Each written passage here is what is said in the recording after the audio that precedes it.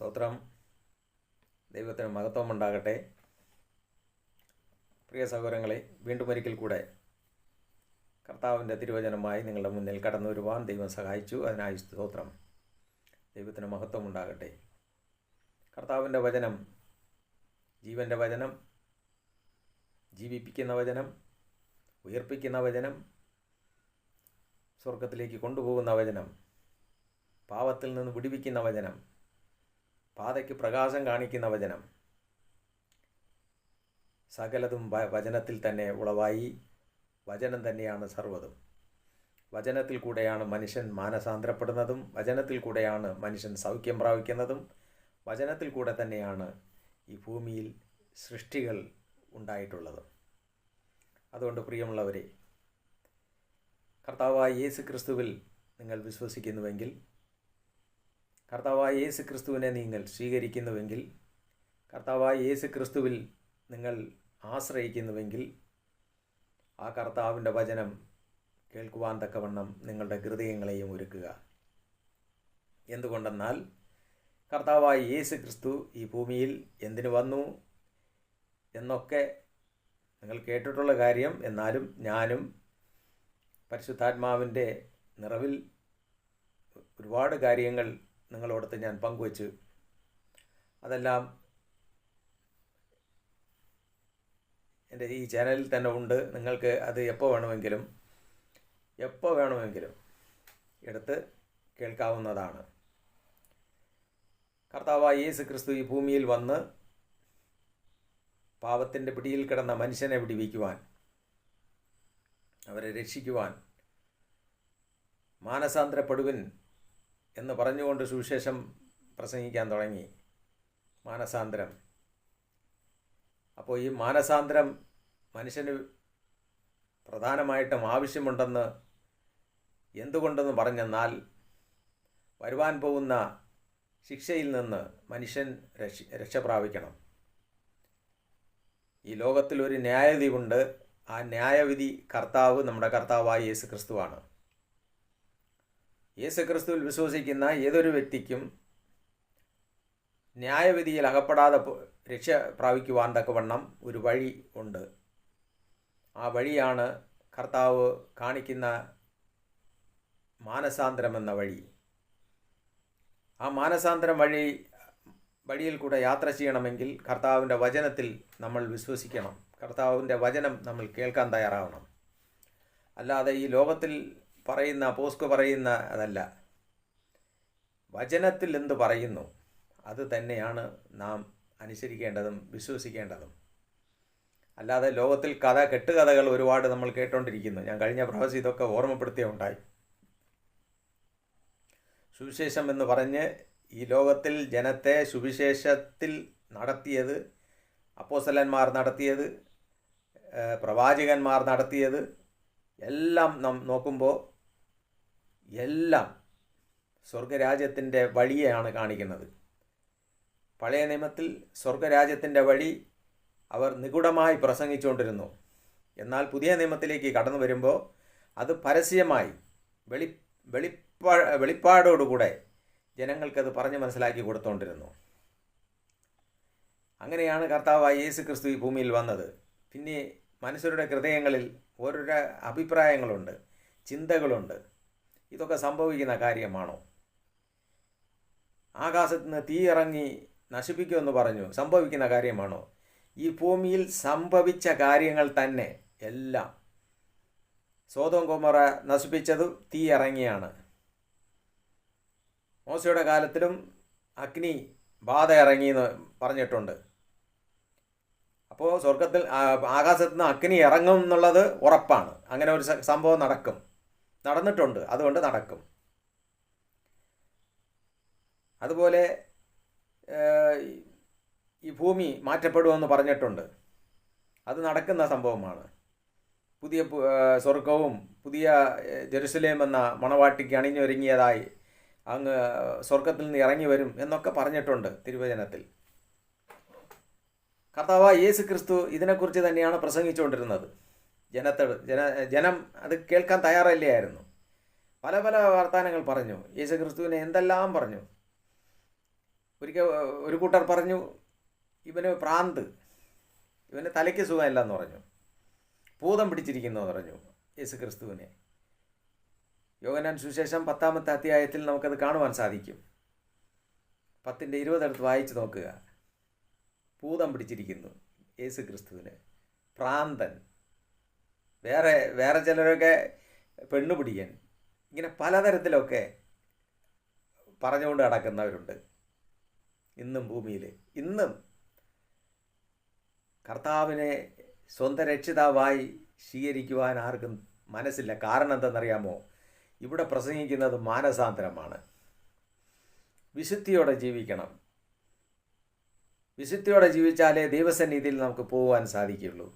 അതിന് ജനം തയ്യാറല്ല. ഈ ലോകത്തിലുള്ള താൽക്കാലികമായ സുഖം അനുഭവിച്ചാൽ മതി. എന്നാൽ ഈ ലോകത്തിൻ്റെ താൽക്കാലികമായ സുഖം കഴിഞ്ഞിട്ട് മരിച്ച് അടക്കപ്പെട്ട് പോയാലും, നമ്മളെ ദഹിപ്പിച്ച് കളഞ്ഞാലും, ഈ കഴുകന് കൊണ്ട് കൊടുത്താലും, ഈ കടലിൻ്റെ നടുവിൽ കൊണ്ട് നമ്മളെ കുഴിച്ചിട്ടാലും, ഒരു ദിവസം നമ്മൾ ന്യായവിധിക്കായി കർത്താവിൻ്റെ മുന്നിൽ വരും. അത് ഉറപ്പാണ്. അത് തിരുവചനത്തിൽ വ്യക്തമായി അതിനെക്കുറിച്ച് രേഖപ്പെടുത്തിയിട്ടുണ്ട്. അതുകൊണ്ട് ആർക്കും ആ തെറ്റിദ്ധാരണ ഇരിക്കരുത്. പ്രിയ സഹോദരങ്ങളെ, തെറ്റിദ്ധാരണ ഇരിക്കരുത്. സംഭവിക്കുന്ന കാര്യമാണ്. കർത്താവിൻ്റെ സന്നിധിയിൽ എല്ലാവരും വരും. ഈ ന്യായവിധി എന്ന് പറയുന്നത് സകല മനുഷ്യർക്കുള്ളതാണ്. എന്നാൽ കർത്താവായ യേശു ക്രിസ്തുവിൽ വിശ്വസിച്ച് വിശുദ്ധിയോടും ഭക്തിയോടും ജീവിച്ച് മാനസാന്തരത്തോടും ജീവിച്ച് വിശുദ്ധ വചനം അനുസരിച്ച് ജീവിച്ച് നമ്മൾ മുമ്പോട്ട് പോകുന്നുവെങ്കിൽ കർത്താവായ യേശു ക്രിസ്തു പറഞ്ഞതുപോലെ അവസാന നാളിൽ അവൻ നമ്മളെ ഉയർപ്പിച്ച് അവനോടുകൂടെ അവൻ കൊണ്ടുപോകും. അവൻ വാഗ്ദാനം ചെയ്ത ആ ജീവവൃക്ഷത്തിൻ്റെ കനി നമുക്ക് ഭക്ഷിക്കുവാൻ തരും. അതിൽ ഒരു സംശയവുമില്ല.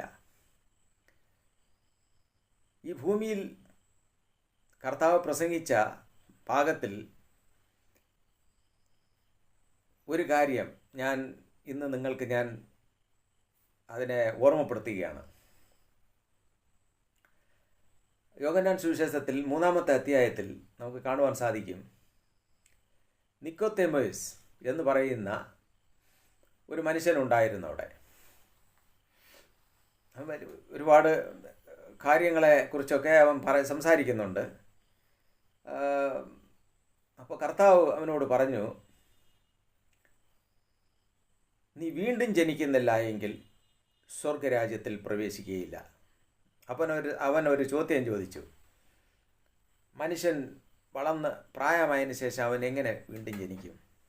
എങ്ങനെ അവൻ സ്വർഗത്തിലേക്ക്, എങ്ങനെ അവൻ അമ്മയുടെ ഉദരത്തിലേക്ക് വീണ്ടും പോയിട്ട് എങ്ങനെ അവൻ അടുത്തൊരു ജന്മം എടുക്കും എന്ന് അവൻ്റെ മാനുഷികമായ ചിന്തയിൽ കൂടെ അവൻ കർത്താവിനോട് ചോദ്യം ചോദിച്ചു. അപ്പോൾ കർത്താവ് അവന് മറുപടി പറയുകയാണ്, നീ വെള്ളത്താലും ആത്മാവിനാലും ജനിക്കണം. അങ്ങനെ നീ ജനിച്ചില്ല എങ്കിൽ സ്വർഗരാജ്യത്തിൽ പ്രവേശിക്കുകയില്ല. ഇത് വന്നിട്ട് ഒന്ന് സ്നാനത്തെക്കുറിച്ച് പറയുന്നതാണ്. അടുത്ത് പരിശുദ്ധാത്മാവിനെ പ്രാപിക്കണമെന്ന് പറയുന്നു. അടുത്ത് വചനത്തിൽ നമ്മൾ വേരൂന്നി മുമ്പോട്ട് ജീവിക്കണം. വചനത്താലും ആത്മാവിനാലും നമ്മൾ ജനിക്കണം. കർത്താവിൻ്റെ പരിശുദ്ധാത്മാവിനെ നമ്മൾ പ്രാപിക്കണം. പരിശുദ്ധാത്മാവിനെ പ്രാപിക്കാതെ നമുക്ക് ജീവൻ നമ്മളെ ശരീരത്തിലേക്ക് വരത്തില്ല. അത് കർത്താവ് പറയുകയാണ്, ശരീരം മാംസത്തിൽ നിന്ന് വരുന്നതെല്ലാം മാംസമാണ്, ആത്മാവിൽ നിന്ന് ജനിക്കുന്നത് ആത്മാവാണ്. നമ്മളെ അവസാന നാളിൽ കർത്താവിനോട് കൂടെ ഉയർപ്പിക്കുന്നത് ഈ ആത്മാവാണ്. ദൈവത്തിൻ്റെ ആത്മാവാണ് മനുഷ്യൻ്റെ ഉള്ളിലേക്ക് പ്രവേശിച്ച് ആ മനുഷ്യനെ വീണ്ടും ഉയർപ്പിക്കുന്നത് പരിശുദ്ധാത്മാവാണ്, ദൈവത്തിൻ്റെ ആത്മാവാണ്. ഒരു വ്യക്തിയുടെ ശരീരത്തിൽ ദൈവത്തിൻ്റെ ആത്മാവ് ഉണ്ടെങ്കിലേ ആ വ്യക്തി സ്വർഗരാജ്യത്തിലേക്ക് പോകുവാൻ അർഹനാകുകയുള്ളൂ. അതാരായിരുന്നാലും ശരി, പ്രിയമുള്ളവരെ, ദൈവത്തിൻ്റെ ആത്മാവ് നമ്മളെ ശരീരത്തിൽ വേണം. ഞാൻ കഴിഞ്ഞ ദിവസം ഓർമ്മപ്പെടുത്തിയുണ്ടായി, സാത്താൻ മോശയുടെ ശരീരത്തിന് വേണ്ടി തർക്കിച്ചു. എന്തുകൊണ്ടെന്നാൽ പാപം ചെയ്യുന്ന ഒരു വ്യക്തിയുടെ ശരീരത്തിൽ പാപത്തിൻ്റെ ആത്മാവിരിക്കും, ദുഷ്ടാത്മാവിരിക്കും. ദുഷ്ടാത്മാവിരിക്കുന്ന ഒരു വ്യക്തിയുടെ ശരീരത്തെ കർത്താവ് ഉയർപ്പിച്ച് സ്വർഗത്തിലേക്ക് കൊണ്ടുപോകത്തില്ല. അങ്ങനെ വേദം പഠിപ്പിക്കുന്നുമില്ല. സ്വർഗത്തിലേക്ക് പോകണമെങ്കിൽ നാം പരിശുദ്ധമായിരിക്കണം. പരിശുദ്ധാത്മാവ് നമ്മളിൽ വസിക്കണം. അപ്പോൾ പരിശുദ്ധാത്മാവ് നമ്മളിൽ വസിക്കണമെങ്കിൽ നമ്മൾ വീണ്ടും ജനിക്കണം. വീണ്ടും ജനിക്കണമെന്ന് വെച്ചാൽ, ഇപ്പോൾ ഇതിൽ സ്നാനം എന്ന് പറയുന്ന ഒരു നിയമം കർത്താവ് വച്ചിട്ടുണ്ട്. സ്നാനം ദൈവത്തോട്, അതായത് കർത്താവിനോട് ചേരുവാനുള്ള സ്നാനം. അത് സ്വീകരിക്കാത്തവർ നിർബന്ധമായും അത് സ്വീകരിക്കണം. ആരൊക്കെ സ്വീകരിക്കാത്തവരുണ്ടോ അവരൊക്കെ നിർബന്ധമായി സ്വീകരിക്കണം. സ്വീകരിച്ചാലേ ക്രിസ്തുവിനോടുകൂടെ ചേരുവാൻ സാധിക്കുകയുള്ളൂ. സ്വീകരിച്ചവർ അതിനാവശ്യമില്ല. എന്നാൽ സ്വീകരിച്ചവരായിരുന്നാലും ശരി, സ്വീകരിക്കാത്തവരായിരുന്നാലും ശരി, ഇവർക്ക് രണ്ടുപേർക്കും മാനസാന്തരം എന്ന് പറയുന്ന ഒരു പ്രത്യേകമായിട്ടുള്ള നിബന്ധന ദൈവം വച്ചിട്ടുണ്ട്. അത് അത്യാവശ്യമാണ്. ആ മാനസാന്തരത്തിൽ കൂടെ മാത്രമേ ദൈവത്തിൻ്റെ സന്നിധിയിൽ നമ്മൾ പോയി ദൈവത്തോട് മുട്ടിപ്പോട് പ്രാർത്ഥിക്കുമ്പോൾ ഈ പരിശുദ്ധാത്മാവ് നമ്മളിലേക്ക് ഇറങ്ങി വരും. പരിശുദ്ധാത്മാവിനെ പ്രാപിക്കാൻ വേണ്ടി നമ്മൾ മുട്ടിപ്പോടെ പ്രാർത്ഥിക്കണം. അതാണ് അപ്പോസ്തല പ്രവൃത്തിയിൽ നമുക്ക് കാണുവാൻ സാധിക്കും. അപ്പോസ്തലന്മാരും യേശുവിൻ്റെ അമ്മ മറിയയും യേശുവിൻ്റെ സഹോദരങ്ങളായി ഈ ഭൂമിയിൽ ജനിച്ച അവരും എല്ലാവരും ചേർന്ന് ഒരുമിച്ചിരുന്ന് ദൈവത്തോട് പ്രാർത്ഥിച്ചുകൊണ്ടിരുന്നു. പരിശുദ്ധാത്മാവ് എന്ന ആ ദാനം, പരിശുദ്ധാത്മാവിൻ്റെ അഭിഷേകത്തിൻ്റെ ശക്തി സ്വർഗത്തിൽ നിന്ന് ദൈവം അവരിലേക്ക് അയച്ചു. അത് തന്നെയാണ് ഇന്നും കർത്താവ് പറയുന്നത്. പരിശുദ്ധാത്മാവിനെ പ്രാപിക്കുവാൻ തക്കവണ്ണം നമ്മൾ മാനസാന്തരം പ്രധാനമായിട്ടും ആവശ്യമുണ്ട്. പ്രിയമുള്ളവരെ, ഈ മാനസാന്തരത്തിലേക്ക് പോകുവാനാണ് ഇന്ന് ജനത്തിന് കഴിയാതെ വരുന്നത്. എന്താണ് ഈ മാനസാന്തരം? മനുഷ്യന് മാനസാന്തരം എന്ന് പറയുന്നല്ലോ. എന്താണ് ഈ മാനസാന്തരം? ഒരു മനുഷ്യൻ ഈ ഭൂമിയിൽ ജീവിക്കുന്നു. അവനിൽ ഒരു സ്വഭാവമുണ്ട്, മനുഷ്യ സ്വഭാവം.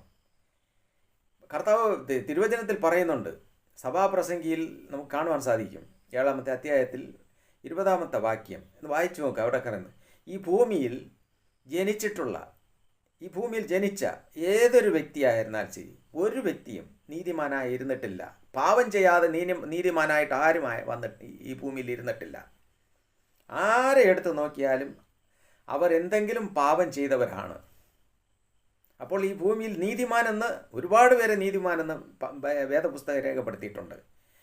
ഉൽപ്പത്തി മുതൽ ഇത് വെളിപ്പാട് വരയ്ക്കും നമ്മൾ എടുത്ത് നോക്കുമ്പോൾ ഒരുപാട് പേരെ നീതിമാൻ എന്ന് രേഖപ്പെടുത്തിയിരിക്കുന്നു. മോശെ നീതിമാനാണ്, ഹാനോക്ക് നീതിമാനാണ്, അതുപോലെ നോഹ നീതിമാനാണ്. ഇങ്ങനെ ആബ്രഹാം, ഈസാക്ക്, യാക്കോബ് പിതാക്കന്മാർ നീതിമാനാണ്. അഹരോൻ അവരെ നീതിമാനെന്ന് രേഖപ്പെടുത്തിയിട്ടുണ്ട്. അതുപോലെ തന്നെ ദാവീദ് നീതിമാനാണ്. ഇങ്ങനെ സിംസോൻ നീതിമാനാണ്. ഇങ്ങനെ ഒരുപാട് പേരുണ്ട്. എന്നാൽ വേറൊരു വശം പറഞ്ഞിട്ടുണ്ട്, നീതിമാനായിട്ട് ഈ ഭൂമിയിൽ ആരുമില്ല. വേറൊരു ഭാഗത്ത് പറഞ്ഞിട്ടുണ്ട്. എന്തുകൊണ്ടെന്നാൽ പാപം ചെയ്യാതെ ഈ ഭൂമിയിൽ നീതിമാനായിട്ട് ജീവിച്ചിട്ടുണ്ടെങ്കിൽ മനുഷ്യനായി ജീവിച്ചത് ഒരേ ഒരാളാണ്, നമ്മുടെ കർത്താവായ യേശു ക്രിസ്തു. പാപം ചെയ്യാതെ നീതിമാനായിട്ട് ജീവിച്ചത് ഈ ഭൂമിയിൽ വന്ന് കാണിച്ചു കൊടുത്തു. നമുക്ക് ഇങ്ങനെ ജീവിക്കാൻ സാധിക്കും എന്ന് ഈ ഭൂമിയിൽ വന്ന് സ്വന്തമായിട്ട് സകല മനുഷ്യർക്കും കാണിച്ചു കൊടുത്തു. അല്ലാതെ ഈ ഭൂമിയിൽ ജനിച്ച ഒരു വ്യക്തിയും നീതിമാന്മാരല്ല. എന്നാൽ കർത്താവായ യേശു ക്രിസ്തുവിൽ വിശ്വസിക്കുന്നതിൽ കൂടെ, കർത്താവായ യേശു ക്രിസ്തുവിൽ വിശ്വസിച്ചിട്ട് അവൻ താൻ ചെയ്ത തെറ്റുകളെ എല്ലാം മനഃപൂർവ്വം മനസ്സിൽ ഉണർന്നുകൊണ്ട് അവൻ ആ തെറ്റുകളെ ഉപേക്ഷിക്കാൻ തയ്യാറായി തിരുസന്നിധിയിൽ, യേശുക്രിസ്തുവിൻ്റെ സന്നിധിയിൽ മുട്ടുമടക്കി ദൈവത്തോട് പ്രാർത്ഥിക്കുമ്പോൾ ആ കർത്താവ് അവൻ്റെ പാവങ്ങളെ ക്ഷമിക്കുമോ? അവൻ നീതിമാൻ്റെ അടുക്കിലേക്ക് വരികയാണ്. അവൻ ആ നീതിമാൻ്റെ തുടറിലേക്ക് അവൻ എത്തുകയാണ്. യേശുക്രിസ്തുവിലുള്ള വിശ്വാസത്തിൽ കൂടെ ഒരു വ്യക്തി താൻ ചെയ്ത തെറ്റുകളെ ഉണർന്ന് തെറ്റുകളെയെല്ലാം ഉപേക്ഷിച്ച് അവൻ മാനസാന്തരപ്പെടുമെങ്കിൽ, മാനസാന്തരപ്പെട്ട് അവൻ ചെയ്ത എല്ലാ തെറ്റും എന്തൊക്കെ അവൻ ചെയ്തിട്ടുണ്ടോ പാവം എല്ലാം അവൻ ഉപേക്ഷിക്കാൻ തയ്യാറാകുന്നുവെങ്കിൽ അവനെ കർത്താവ് നീതിമാനെന്ന് വിളിക്കുന്നു. അല്ലാതെ ചിലരൊക്കെ തർക്കിക്കാറുണ്ട്, നീ പാവം ചെയ്തിട്ടില്ലയോ, അല്ലെങ്കിൽ വേറെ അവൻ പാവം ചെയ്തിട്ടില്ലയോ. ഇപ്പം തിരുവചനങ്ങളിൽ നോക്കിയാൽ ദാവീദ് എന്തെല്ലാം പാവം ചെയ്തു. എന്നാൽ തിരുവചനത്തിൽ ഒരു കാര്യം പറയുന്നുണ്ട്, ഊരിയാവിൻ്റെ ഭാര്യയുമായിട്ടുള്ള ആ ഒരു വിഷയത്തിൽ മാത്രം ദാവീദ് തെറ്റി. എന്നാൽ അവിടെയും ദൈവം അവനെ ക്ഷമിച്ച് അവനിൽ അതിൽ കൂടെ ദാവീദെ നീതിമാനെന്ന് അവിടെ രേഖപ്പെടുത്തിയിരിക്കുന്നു.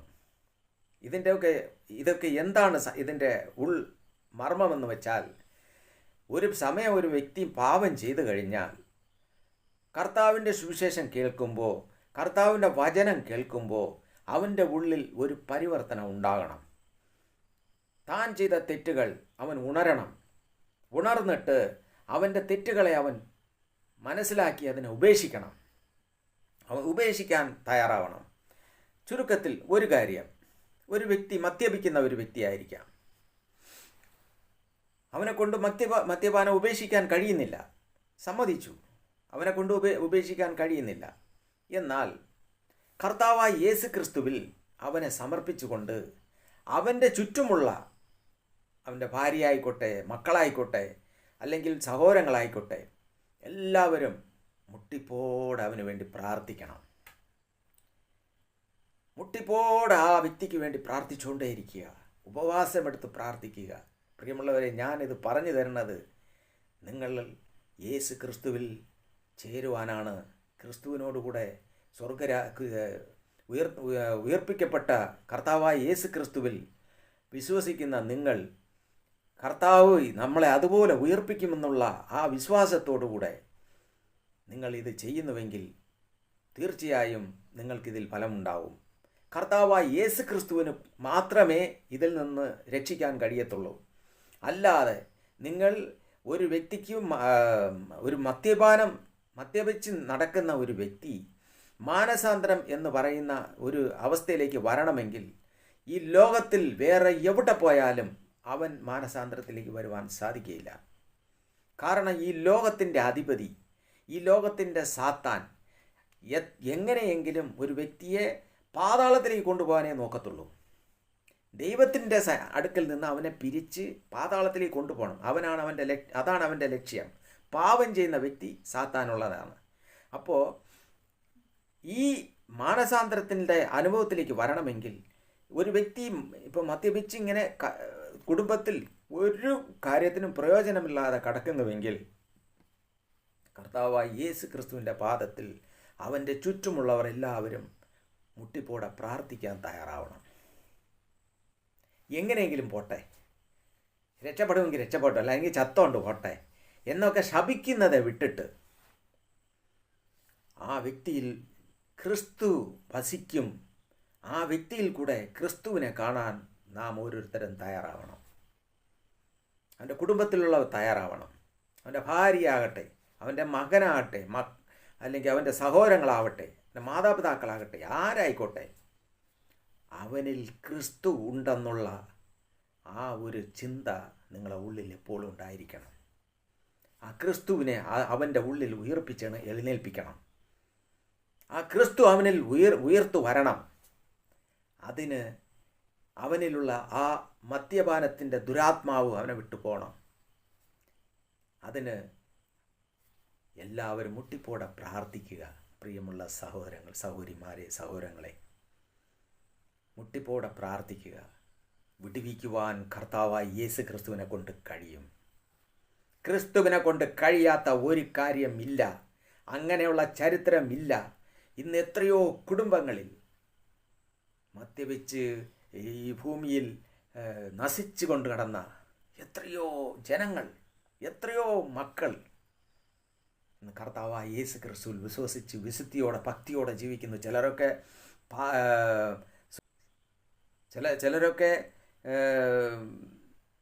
ഭവനത്തിൽ നല്ല ഒരു മകനായിരിക്കുന്നു, നല്ല അപ്പനായിരിക്കുന്നു, നല്ല ഭർത്താവായിരിക്കുന്നു. അങ്ങനെ ഈ ഭൂമിയിൽ എത്രയോ പേർ മാനസാന്തരപ്പെട്ടു. ഇതാരാണ് ചെയ്തതെന്നറിയാമോ? കർത്താവായ യേശു ക്രിസ്തുവാണ്. യേശു ക്രിസ്തുവിനെ കൊണ്ട് കഴിയാത്ത ഒരു കാര്യവുമില്ല പ്രിയമുള്ളവരെ. അവൻ ഈ ഭൂമിയിൽ ജീവിച്ചപ്പോഴും അത്ഭുതം ചെയ്തു. ഇപ്പോൾ അവൻ ഇരിക്കുകയാണ്. ഇരുന്നവനും ഇരിക്കുന്നവനും വരാനിരിക്കുന്നവനുമായ സർവശക്തനായ ദൈവമാണ് കർത്താവായ യേശു ക്രിസ്തു. അവൻ ഭൂമി മുഴുവനും നിറഞ്ഞു നിൽക്കുന്നവനാണ്. ആ വിശ്വാസത്തിൽ അവന് വേണ്ടി പ്രാർത്ഥിക്കുന്നുവെങ്കിൽ ആ വ്യക്തി മാനസാന്തരപ്പെടും. നിസാരം ഒരു വിഷയമാണ് ഞാനിപ്പോൾ നിങ്ങൾക്ക് പറഞ്ഞു തന്നത്. മദ്യപിക്കുന്ന ഒരു വ്യക്തി അവൻ്റെ മദ്യപാനം ഉപേക്ഷിക്കാൻ അവൻ്റെ ഉള്ളിൽ ദൈവത്തിൻ്റെ ആത്മാവിനെ സ്വീകരിച്ച് അവൻ തീരുമാനം എടുക്കുമ്പോൾ തന്നെ അവൻ്റെ ജീവിതത്തിൽ മാനസാന്തരം എന്ന് പറയുന്ന ഒരു വിത്ത് അവിടെ മുളയ്ക്കുകയാണ്. മാനസാന്തരത്തിൻ്റെ വിത്ത് മുളയ്ക്കുന്നു. ആ വിത്തിൽ കൂടെയാണ് പിന്നെ ഫലം വരുന്നത്, പരിശുദ്ധാത്മാവിൻ്റെ ഫലം. ഇതിപ്പം മാനസാന്തരത്തിൻ്റെ ഒരു കാര്യം ഞാൻ നിങ്ങൾക്ക് ഈ പറഞ്ഞു തന്നു പ്രിയമുള്ളവരെ. ഈ കർത്താവായ യേശു ക്രിസ്തുവിൽ ഏതൊരു വ്യക്തി വിശ്വസിക്കുന്നുവോ, ഏതൊരു വ്യക്തി കർത്താവായ യേശു ക്രിസ്തുവിനെ സ്വീകരിക്കുന്നുവോ, ഏതൊരു വ്യക്തി കർത്താവായ യേശു ക്രിസ്തുവിൽ ഗാഢമായി ശരണം പ്രാപിക്കുന്നുവോ, ആ വ്യക്തി ഒരിക്കലും ലജ്ജിച്ചു പോവുകയില്ല. ആ വ്യക്തി ഒരിക്കലും ലജ്ജിച്ചു പോവുകയില്ല. അതാണ് കർത്താവായ യേശു ക്രിസ്തു. അപ്പോസ്തലന്മാർ പ്രസംഗിച്ച യേശു ക്രിസ്തു, പ്രവാചകന്മാർ പ്രവചിച്ചിരുന്ന യേശു ക്രിസ്തു, ഈ ഭൂമിയിൽ അത്ഭുതങ്ങളും അടയാളങ്ങളും ചെയ്തുകൊണ്ടിരുന്ന യേശു ക്രിസ്തു, ഈ ഭൂമിയിൽ വച്ച് ജനങ്ങൾ ഇവൻ ഭ്രാന്തനാണ്, ഇവൻ ഭൂതം പിടിച്ചവനാണെന്ന് പറഞ്ഞ അതേ യേശു ക്രിസ്തു എല്ലാവരെയും സ്നേഹിച്ചുകൊണ്ടിരിക്കുന്ന കർത്താവായ യേശു ക്രിസ്തു. പ്രിയമുള്ളവരെ, ആ യേശു ക്രിസ്തുവിൻ്റെ പാദത്തിൽ അങ്ങനെ ആരെങ്കിലും ഉണ്ടെങ്കിൽ സമർപ്പിച്ചുകൊണ്ട് പ്രാർത്ഥിച്ചോളുക. എല്ലാം ഉപേക്ഷിക്കുക. എന്തെല്ലാം നിങ്ങൾ ആരുടെ അടുക്കെല്ലാം പോയോ, എല്ലാ അന്യ ആരാധനകളും എല്ലാം മനുഷ്യരിൽ ആശ്രയിക്കുന്നതിനേക്കാൾ യഹോവയിൽ ആശ്രയിക്കുന്നത് നല്ലതെന്ന് പറഞ്ഞിരിക്കുന്ന തിരുവചനത്തിൽ കഴിഞ്ഞ പ്രാവശ്യം ഞാൻ ഓർമ്മപ്പെടുത്തി. ഈ ഭൂമിയിൽ ജീവിച്ചു പോയ മനുഷ്യരിൽ ആശ്രയിക്കുന്നതിനേക്കാൾ ഈ ഭൂമിയിൽ മനുഷ്യനായി കടന്നു വന്നും മരിച്ച് അടക്കപ്പെട്ട് ഉയർത്തെഴുന്നേറ്റുന്ന സ്വർഗത്തിൽ ഇരിക്കുന്ന ഭൂമി മുഴുക്കനെ നിറഞ്ഞു നിൽക്കുന്ന, എവിടെ നിന്ന് വിളിച്ചാലും വിളി കേൾക്കാൻ തയ്യാറുള്ള, എവിടെ നിന്ന് ഏത് മുക്കിൽ പോയി വിളിച്ചാലും ശരി, കടലിൻ്റെ അകത്ത് പോയിരുന്ന് വിളിച്ചാലും ശരി, അവിടെ ഉത്തരം തരാൻ കഴിവുള്ള നമ്മുടെ കർത്താവായ യേശു ക്രിസ്തുവിൽ വിശ്വസിക്കുക. നിൻ്റെ കുടുംബത്തിൽ തീർച്ചയായും ഒരു വിടുതലുണ്ടാവും. ഈ മദ്യപാനത്തിൽ കഴിയുന്ന ഏതൊരു വ്യക്തിയും മാനസാന്തരപ്പെടുവാനിടയാകും. ആ കുടുംബത്തിൽ സന്തോഷം, സമാധാനം, ഐശ്വര്യങ്ങൾ കടന്നു വരുവാനിടയാകും. പ്രിയമുള്ളവരെ, അതുകൊണ്ടാണ് കർത്താവ് പറഞ്ഞത്, നീ വീണ്ടും ജനിക്കണം. എങ്ങനെ? നീ ഇപ്പോൾ കൊണ്ടു നടക്കുന്നതിനെ ഉപേക്ഷിക്കണം. ഉപേക്ഷിച്ചുകൊണ്ട് നീ വീണ്ടും ജനിക്കണം. സ്തോത്രം. അങ്ങനെ അനേകരുടെ കുടുംബങ്ങളിൽ കർത്താവായ യേശു ക്രിസ്തുവിൻ്റെ വെളിച്ചം കാണുവാനിടയാകട്ടെ എന്ന് ഞാനിവിടെ നിർത്തുന്നു. ഇനി ഇതിനെക്കുറിച്ചുള്ള ഭാഗങ്ങൾ ഞാൻ തുടർന്ന് നിങ്ങൾക്ക് പറഞ്ഞു തരുന്നതായിരിക്കും. നിങ്ങൾ സ്നേഹപൂർവം കർത്താവായ യേശു ക്രിസ്തുവിൽ വിശ്വസിക്കുന്നവരാണെങ്കിൽ, വിശ്വസിക്കുന്നുവെങ്കിൽ തുടർന്ന് കർത്താവിൻ്റെ വചനത്തെ കേൾക്കാൻ തയ്യാറുള്ളവരാകുക. ദൈവം സ്നേഹമാണ്. നമ്മുടെ കർത്താവ് സ്നേഹമുള്ളവനാണ്. അതുകൊണ്ട് പ്രിയമുള്ളവരെ, ഈ ചാനലിൽ നിങ്ങൾ ആദ്യമായിട്ടിത് കാണുന്നുവെങ്കിൽ ഇതിനെ സബ്സ്ക്രൈബ് ചെയ്ത് വയ്ക്കുക. കർത്താവിൻ്റെ തിരുവചനങ്ങൾ എപ്പോൾ പോസ്റ്റ് ചെയ്താലും നിങ്ങളുടെ അടുക്കിലേക്ക് എത്തും. ഏതെങ്കിലും ഒരു സമയം നിങ്ങളുടെ ജീവിതത്തിൽ രാവിലെ മുതൽ രാത്രി വരെ നിങ്ങൾ അധ്വാനിക്കുന്നു, എല്ലാം ചെയ്യുന്നു. ഇതിൻ്റെ ഇടയിൽ ഏതെങ്കിലും ഒരു സമയം കണ്ടെത്തി കർത്താവിൻ്റെ ജീവൻ്റെ വചനത്തെ ശ്രവിക്കുവാൻ നിങ്ങൾ തയ്യാറാകുക. തീർച്ചയായും നിങ്ങളുടെ ജീവിതത്തിൽ ദൈവം പ്രവർത്തിക്കും. അത്ഭുതങ്ങൾ നിങ്ങൾ കാണുകയും ചെയ്യും. അങ്ങനെ ദൈവം നിങ്ങളെ അനുഗ്രഹിക്കട്ടെ എന്ന് പ്രാർത്ഥിച്ചുകൊണ്ട് ഞാനിന്ന് ഇവിടെ നിർത്തുകയാണ്. സ്തോത്രം.